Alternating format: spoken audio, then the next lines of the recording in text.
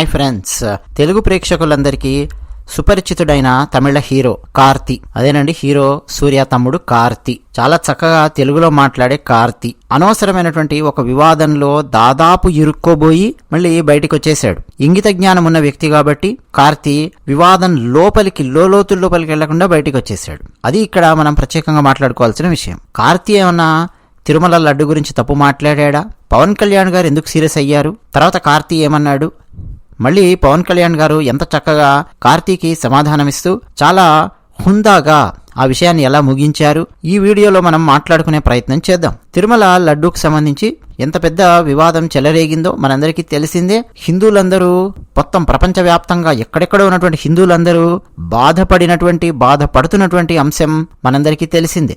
తిరిగి లడ్డు యొక్క పవిత్రతను పునరుద్ధరించాలి అని చెప్పి హిందువులందరూ భగవంతుడిని ప్రార్థించినటువంటి విషయం కూడా మనందరికీ తెలిసింది. అంతేకాకుండా ఎవరెవరైతే ఆ లడ్డు వివాదం వెనక ఉన్నారో వాళ్ళందరికీ కఠినమైన శిక్షలు పడాలి అని చెప్పి మనందరం కూడా కోరుకుంటూ ఉన్నాం. ఇటువంటి సమయంలో తిరుమల లడ్డూకు సంబంధించి అర్బన్ నక్సల్స్ కొన్ని వ్యాఖ్యలు చేస్తుంటే, ప్రకాష్ రాజ్ లాంటి అర్బన్ నక్సల్స్ కార్తీ అనవసరంగా ఒక వివాదంలోకి ఇరుక్కోబోయాడు. కార్తీ, అరవింద్ స్వామి వీళ్ళిద్దరూ యాక్ట్ చేసినటువంటి ఒక సినిమా సత్యం సుందరం అనే సినిమా సెప్టెంబర్ 28వ తేదీన తెలుగు ప్రేక్షకుల ముందుకు రాబోతోంది. అయితే ఆ సందర్భంగా సోమవారం హైదరాబాద్లో ఒక కార్యక్రమం జరిగింది. అందులో కార్తీ పాల్గొన్నాడు. అక్కడ ఉన్నటువంటి యాంకర్ లడ్డు కావాలా నాయనా అని చెప్పి అడిగితే వెంటనే లడ్డు గురించి ఇప్పుడు మాట్లాడకూడదు, సున్నితమైన అంశం అని చెప్పి కార్తీ ఆయన కొంచెం సరదాగానే లైటర్ వెయిన్ లో సమాధానం ఇవ్వడం మనం గమనించవచ్చు.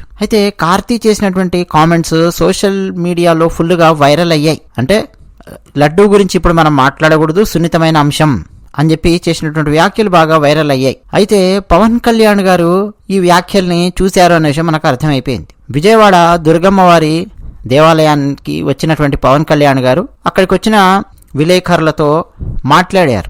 అందులో పవన్ కళ్యాణ్ గారు ప్రకాష్ రాజ్ గురించి మాట్లాడారు.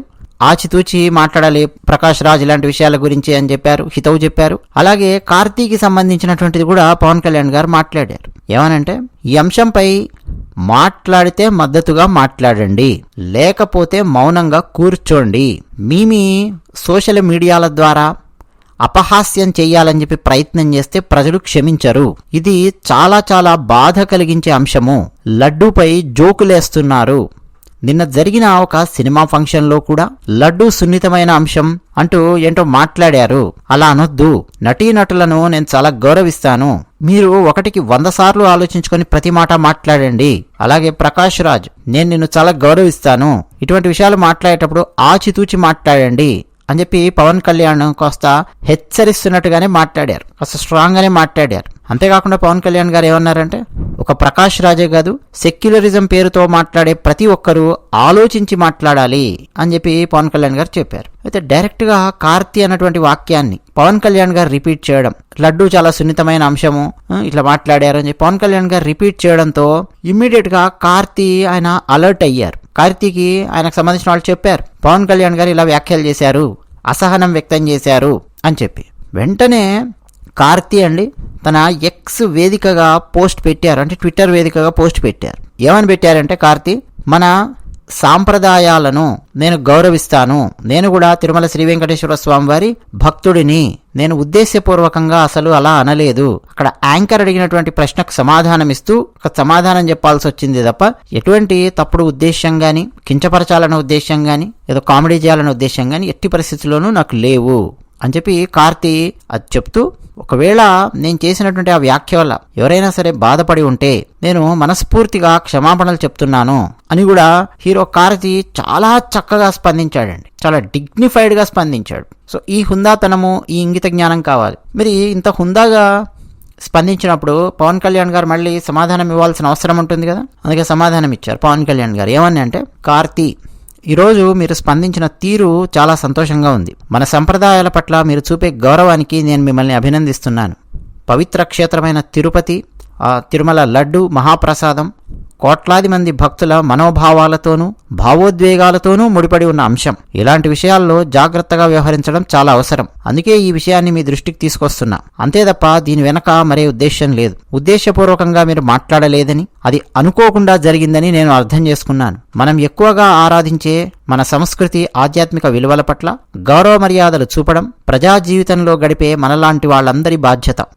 సినిమా ద్వారా విలువలు పెంచేందుకు మరింత కృషి చేద్దాం. సినిమా పట్ల మీరు చూపే నిబద్ధత, ప్రతిభకు నా అభిమానాన్ని తెలియజేస్తూ ఉన్నాను. సూర్య గారు, జ్యోతిక గారు, వారందరితో సహా సత్యం సుందరం చిత్ర బృందానికి నా శుభాకాంక్షలు. ఇలాంటి జనరంజకమైన సినిమాలు మరిన్ని మీరు తీయాలి అని, మీరు తీస్తున్నటువంటి ఆ సత్యం సుందరం సినిమా విజయవంతం అవ్వాలని మనస్ఫూర్తిగా కోరుకుంటూ ఉన్నాను అని చెప్పి పవన్ కళ్యాణ్ గారు తన ట్విట్టర్ వేదికగా సమాధానం ఇచ్చారు. దీనిపై మళ్ళీ కార్తీ స్పందించి పవన్ కళ్యాణ్ గారికి ధన్యవాదాలు చెప్పారు. సో ఇప్పుడు అర్థమైందండి, అంటే ఒక అంశము ఎట్నుంచెటు వెళ్ళిందో ట్విట్టర్ వేదికగా, అలాగే పవన్ కళ్యాణ్ గారు ఫస్ట్ మీడియా వేదికగా మాట్లాడడం, ఇవన్నీ కూడా మనం గమనించవచ్చు. సో ఇక్కడ అంశం ఏంటంటే అండి, తిరుమల లడ్డూకు సంబంధించి కోట్లాది మంది భక్తుల మనోభావాలు దెబ్బతిన్నాయి కాబట్టి, మనసులు గాయపడ్డాయి కాబట్టి, ఇటువంటి అంశాల మీద ఆచితూచి స్పందించడం, అనవసరమైన వ్యాఖ్యలు, చెత్త కామెడీలు చేయకుండా ఒళ్ళు దగ్గర పెట్టుకుని జాగ్రత్తగా ఉండడం అనేది చాలా చాలా అవసరం. నిజానికి పవన్ కళ్యాణ్ గారు కనుక ఈ వార్నింగ్ కనుక ఇవ్వకపోయి ఉంటే కార్తీకి సంబంధించి, నిజానికి కార్తీ అండి ఆయన ఏదో నేరం చేయాలని, ఏదో కావాలని గిల్లాలని, ఏదో కెలుక్కోవాలని చెప్పి అటువంటి ఉద్దేశ్యంతో వ్యాఖ్యలు చేశాడు అని అయితే నాకు అనిపించడం లేదు. నిజంగా అటువంటి ఉద్దేశ్యంతో వ్యాఖ్యలు చేసే వ్యక్తి అయితే క్షమాపణలు చెప్పడు. ప్రకాష్ రాజ్ అంటారా, నిస్సందేహంగా ఉద్దేశ్యపూర్వకంగా దురుద్దేశ్యపూర్వకంగా గిల్లుతూ ట్వీట్ పెట్టాడు ప్రకాష్ రాజ్. అర్బన్ నక్సల్స్ ఏ రకంగా అయితే ఆలోచిస్తారో ప్రకాష్ రాజ్ కూడా is part of urban Naxals కాబట్టి ఆ కోణంలో ఆయన ఆలోచించాడు. బట్ కార్తీ అలా ఆలోచించలేదు. కార్తీ మంచి మనసున్న వ్యక్తి, చక్కటి హృదయంతోనే స్పందించాడు, ఇంగిత జ్ఞానంతో స్పందించాడు, హుందాగా స్పందించాడు. అయితే పవన్ కళ్యాణ్ గారు ఈ వార్నింగ్ ఇవ్వడము, ఈ చర్చ జరగడము ఎందుకు మంచిదంటే, ఈ జబర్దస్త్ బ్యాచ్లు, ఈ శ్రీదేవి డ్రామా కంపెనీ రకరకాల వస్తున్నాయి కదండి, అందులో కూడా కమెడియన్స్ రకరకాల కామెడీలు చేయడం, సరదాలు చేయడం అని మీరందరూ చూస్తూనే ఉంటారు. అందులో ఒక్కొక్కసారి లేటెస్ట్ జరుగుతున్నటువంటి అంశాల మీద రకరకాల పాయింట్స్ తీసుకొచ్చి కూడా జోకులు వేయడం, ఇవన్నీ కూడా మనం గమనించవచ్చు. సో ఈ తిరుమల లడ్డూకు సంబంధించి కూడా ఏమన్నా పిచ్చి పిచ్చి జోకులు వేస్తూ ఏమైనా చేసే అవకాశం ఉంది, ఎవరైనా ఒకరు కాకపోతే ఒకరు. ఇట్లా వీళ్ళందరికీ కూడా అండి ఒక హెచ్చరిక లాంటిది పవన్ కళ్యాణ్ గారు మాట్లాడింది. నిజానికి పవన్ కళ్యాణ్ గారు మాట్లాడడం అన్నది అంతకుముందు కంటే కూడా ఇప్పుడు కాస్త స్ట్రాంగ్గా ఉంది. హిందూ ధర్మం పట్ల, భారతీయ సనాతన ధర్మం పట్ల పవన్ కళ్యాణ్ గారు స్పందించిన తీరు సర్వదా అండి అభినందనలు అందుకునే విధంగా, చప్పట్లు అందుకునే విధంగా ఉంది. ఒక అద్భుతమైన నిర్మాణానికి పునాది లాగానే అది కనిపిస్తోంది. ఎందుకంటే డిప్యూటీ సీఎం హోదాలో ఉన్నారు పవన్ కళ్యాణ్ గారు, పవర్ ఉంది.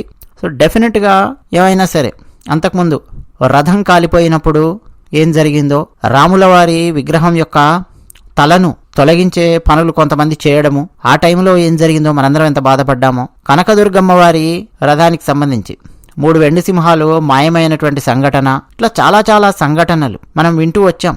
అటువంటి సంఘటనలన్నింటికీ ఒక తీవ్రమైన స్వరంతో ఒక హెచ్చరిక పంపినట్టు అయ్యింది పవన్ కళ్యాణ్ గారు మాట్లాడినటువంటి విధానము, ఆ తీరు. కేవలం పవన్ కళ్యాణ్ గారు కాదండి, అందరూ స్పందించాలి. రామతీర్థం సంఘటన జరిగినప్పుడు కూడా మేము చెప్పింది అదే. కేవలం ఏవో అక్కడో హిందూ సంఘం ఉందండి, ఇక్కడో హిందూ సంఘం ఉందో 4-5 హిందూ సంఘాలు స్పందించాయి, ఇట్లా కాదు. ఆ ఊళ్ళో ఎవరైతే హిందువులు ఉంటారో వాళ్ళు స్పందించాలి. ఎవరిని కొట్టమని చెప్పట్లేదు, ఎవరి మీద దాడులు అఘాయిత్యాలు చేయమని చెప్పట్లా, స్పందించాలి. ఆ ఊళ్ళో ఉన్నటువంటి హిందువులందరూ గనక వచ్చి అక్కడ ఐకమత్యంతో కూర్చొని గర్జించగలిగితే డెఫినెట్గా అండి భారతీయ సనాతన ధర్మానికి వ్యతిరేకంగా పనిచేస్తున్న శక్తులన్నింటికీ ఒక గంభీరమైన స్వరంతో, సింహ గర్జనతో సమాధానం ఇచ్చినట్టు అవుతుంది. ఎవరో వస్తారని, ఏదో చేస్తారని ఎదురు చూసి మోసపోకుమా అని చెప్పి ఒక కవి అన్నట్టు, వాళ్ళు రావాలి, వీళ్ళు రావాలి, ఏదో చెయ్యాలి కాదు. ఆ ఊళ్ళో ఉన్నటువంటి వాళ్ళు ఎవరున్నారో ముందుగా వాళ్ళు స్పందించాలి. ఆ తర్వాత పక్క ఊళ్ళల్లో ఉన్నటువంటి వాళ్ళు స్పందించాలి. ఏ ఊళ్ళో సమస్య వచ్చినా సరే భారతీయ సనాతన ధర్మానికి సంబంధించి, దేవాలయాలకు సంబంధించి, అప్పుడు ఒక జవాబుదారీతనం అనేది పాలకులలో కూడా ఖచ్చితంగా ఉండి తీరాలి కదా. ప్రజలలో ఐకమత్యం ఉంది, స్పందన ఉంది, భావోద్వేగాలతో స్పందిస్తున్నారు అనే విషయం అర్థమైందంటే పాలకులు కూడా అందరూ చాలా జాగ్రత్తగానే ఉంటారు.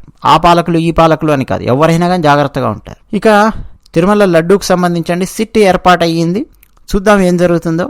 అయితే సిట్ ఏర్పాటు పట్ల ప్రతిపక్ష వైసీపీ పార్టీ ఏమో తమ అసహనాన్ని, అసంతృప్తిని వ్యక్తం చేస్తోంది. సిట్ చంద్రబాబు నాయుడు చేతిలో ఉన్నదే కదా, ఎలా కావాలంటే వాళ్ళు అలా అవుట్పుట్ ఇస్తారు, అలా కాదు, సిబిఐకి ఇవ్వాలి, సిట్టింగ్ జడ్జితో విచారణ చేయించాలి, ఇట్లా రకరకాలుగా ప్రతిపక్ష పార్టీల్లోని వాళ్ళు అనడం, అలాగే తటస్థంగా ఉన్నటువంటి వాళ్ళు కొంతమంది అనడం, అది కూడా మనం గమనించవచ్చు. అయితే అండి, కేవలం ఇది తిరుమల లడ్డూకు సంబంధించి మాత్రమే కాదు, మొత్తం అన్ని దేవాలయాలలో, ప్రతి దేవాలయంలో అండి, అంటే ప్రభుత్వ హస్తాలలో ఉన్నటువంటి దేవాలయాలు ఏమేమి ఉన్నాయో, అంటే దేవాదాయ ధర్మదాయ శాఖ చేతుల్లో ఉన్నటువంటి దేవాలయాలు ఏమేమి ఉన్నాయో ఆ దేవాలయాలన్నింటిలో కూడా కేవలం నెయ్యే కాదు, ఇతర సామాగ్రి కూడా, వాటన్నింటి క్వాలిటీ ఎలా ఉంది, ఆ నాణ్యత మొత్తం ఒకసారి చెక్ చేయించి ఏమైనా సమస్యలు ఉంటే వాటిని సాల్వ్ చేస్తూ ప్రస్తుత ప్రభుత్వం ముందుకెళ్లాలని చెప్పి మేము కోరుకుంటూ ఉన్నాం. ఎందుకంటే టీటీడీ లాంటి అద్భుతమైన వ్యవస్థ, చాలా గొప్ప వ్యవస్థ తిరుమల తిరుపతి దేవస్థానం, అటువంటి వ్యవస్థలోనే ఇంత పెద్ద పెద్ద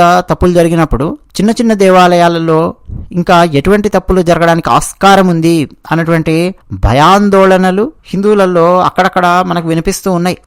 కొంతమంది అయితే మనకు కూడా కామెంట్ సెక్షన్లో రాశారు, ఒక తిరుమలలో తప్ప మేము చిన్న చిన్న దేవాలయాలలో ప్రసాదాలు కొనడము ఎప్పుడో మానేసాము అని చెప్పి కొంతమంది స్పందించారు. చాలా ఆశ్చర్యకరంగా అనిపించినప్పటికీ అది సమాజంలో కనిపిస్తున్నటువంటి నిజం. సో మొత్తం అండి అన్ని దేవాలయాల మీద కూడా శ్రద్ధ పెట్టి, దృష్టి పెట్టి, ఒక యుద్ధ ప్రాతిపదిక మీద అక్కడ ఏ ఏ పదార్థాలు ఉపయోగిస్తున్నారు, అక్కడ ఉండే దైవ స్వరూపాలకు పెట్టేటటువంటి నైవేద్యంలో అన్నది ఒక్కసారి చెక్ చేయవలసినటువంటి అవసరం ఉంది అన్న విషయాన్ని కూడా గుర్తు చేస్తూ, అది విషయం.